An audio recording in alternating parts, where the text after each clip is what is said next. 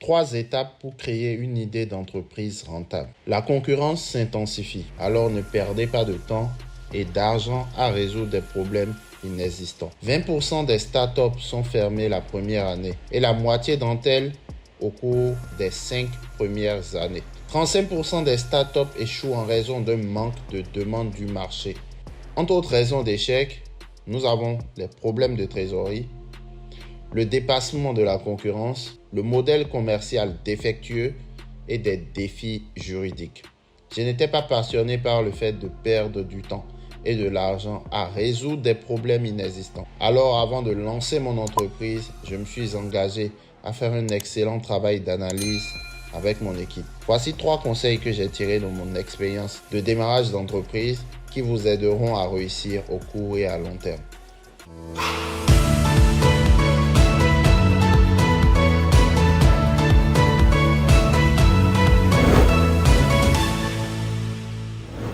Premier conseil, arrêtez de romancer l'idée d'entreprise. Aimer ce que vous faites et faire ce que vous aimez semble romantique et inspirant, mais pas dans la réalité des affaires. Tout d'abord, vous devez évaluer s'il y a suffisamment de demandes sur le marché pour que votre passion soit rentable. Par exemple, vous aimez le bon café et comprenez même ses variétés. Peut-être avez-vous vous-même suivi des cours de barista, remporté des championnats, mais voici la malchance. Dans votre ville, il y a des cafés à chaque coin de rue. Et la concurrence est très forte. Deviez-vous ouvrir un énième café dans la rue et espérer que les gens viennent à vous? Si le temps, l'argent et l'effort ne vous dérangent pas, vous pouvez essayer. Mais mieux vaut se poser quelques questions avant de se lancer en affaires. De quelles questions je parle? Quelle est la vraie raison pour laquelle vous voulez démarrer une entreprise? Quels sont vos objectifs personnels et professionnels? Qui est votre client? Quels sont les problèmes de votre client et comment votre entreprise peut-elle les résoudre? Que proposent vos concurrents et en quoi vous différenciez-vous d'eux? De quelles ressources avez-vous besoin pour lancer cette entreprise? Ne sous-estimez pas vos concurrents. Vous devez regarder le marché avec sobriété et analyser vos concurrents. Ceci est particulièrement important si vous souhaitez attirer des investissements. Après tout, l'une des questions essentielles qu'un investisseur potentiel se posera est votre avantage concurrentiel. Voici un système en 3 étapes que vous pouvez utiliser pour analyser le marché. Premièrement, les recherches primaires. Au lieu de fantasmer sur ce que vaut le consommateur, vous pouvez lui demander directement. Utilisez des questionnaires, des recherches et des entretiens pour cela. Si vous avez déjà des clients, vous pouvez utiliser les statistiques de Google Analytics, YouTube, les médias sociaux, les rapports des services de messagerie et d'autres plateformes pour comprendre les préférences et le comportement des clients.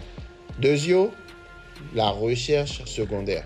Systématisez les informations reçues et étudiez-les en détail. Cela correspond-il à votre compréhension du marché? Comment votre produit peut-il répondre aux demandes des clients? Ensuite, faire une analyse SWOT. Une analyse SWOT est un moyen fiable d'étudier les forces, les faiblesses, les opportunités et les menaces d'une idée. À partir de l'analyse, vous pouvez décider si le marché a besoin d'un produit et si vous obtiendrez le produit que vous attendez. Vous pouvez facilement trouver des modèles pour ce système sur Internet et effectuer une analyse. À la suite de cette recherche, vous trouverez les réponses à ces questions. Qui sont vos clients? Quelles sont leurs ventes? Quelle est leur valorisation? Quelles sont leurs limites? Qui sont vos concurrents? Qu'est-ce que vos clients potentiels aiment? Qu'est-ce que vos clients potentiels n'aiment pas dans leurs produits? Que devriez-vous proposer au marché pour mieux réussir? Quel type d'offre unique pouvez-vous proposer? Testez votre hypothèse. Une fois que vous avez étudié le marché et que vous savez ce que veut le consommateur, vous devez vous assurer que votre produit répond à sa demande. De plus, cela doit se faire le moins cher possible, sous la forme d'un minimum viable product, MVP. Pour faire court, Un MVP offre la possibilité de développer un nouveau produit à moindre coût et de recueillir des avis de clients potentiels. Un autre instrument pour valider vos hypothèses sur les activités futures est le test AB. Vous pouvez utiliser cette méthode pour vérifier quel type de version de site web ou de conception les clients préfèrent. Par exemple, vous pouvez créer 2 versions de la page de destination de la même offre avec le même prix et le même texte, mais des conceptions ou des mises en page de blocs différents. Ensuite, vous analysez la version sur laquelle les consommateurs ont passé le plus de temps, celle qui vous a procuré le plus de prospects de qualité. Ce n'est qu'après ces 3 étapes que vous devriez commencer à rechercher des investissements et des équipes. De cette façon, vous pouvez être sûr que l'argent et les efforts ne seront pas gaspillés et que votre démarrage ne deviendra pas une simple statistique d'échec. Par exemple, pour chaque vidéo YouTube, quand j'ai 2 miniatures et je ne sais pas laquelle choisir, j'utilise un outil du nom de TubeBuddy qui me permet de pouvoir faire un test AB, comme l'illustre cette vidéo. C'est ici qu'on va pouvoir télécharger gratuitement l'extension à installer sur les ordinateurs. Il y a aussi une application mobile, mais moi personnellement je préfère utiliser l'extension sur l'ordinateur. Donc une fois que c'est installé, quand vous arrivez sur votre page YouTube, ici on va voir le petit outil TubeBuddy. En cliquant dessus, on va aller dans le Keyword Explorer. C'est ça qui va nous intéresser pour nos mots-clés. Pour notre exemple, disons que je vais faire une vidéo sur comment gagner des abonnés. Je vais taper ici « Gagner des abonnés sur YouTube ». Et là, le score qu'il nous donne, c'est 27 sur 100. Alors que le but, c'est de se rapprocher le plus possible de 100. Ici, en termes de volume de recherche, ces mots-clés-là, on voit que c'est pas super intéressant parce que c'est entre le rouge et le orange. En termes de compétition, c'est dans le orange également. Donc en gros, ça nous dit qu'il va falloir faire mieux au niveau de nos mots-clés.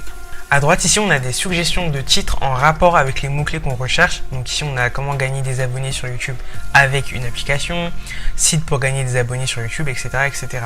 Donc là, par rapport à ce que j'ai tapé comme mots-clés, je vais essayer de rajouter des mots-clés un peu plus ciblés. Donc je vais rajouter comment gagner des abonnés sur YouTube et je vais rajouter rapidement. Et pour notre vidéo, il va nous ressortir toutes les vidéos qui ont utilisé les mêmes mots-clés que nous et du coup nous montrer les miniatures que eux ont utilisées pour leur vidéo. Donc ça aussi, ça peut nous aider, nous donner des indicateurs pour la miniature qu'on veut faire pour notre vidéo. Ensuite, je fais Next. Et là, ici, je peux enregistrer tout ce que je viens de faire pour ensuite faire un copier-coller dans la vidéo que je vais poster au final. Vivez dans survivre, soyons prospères.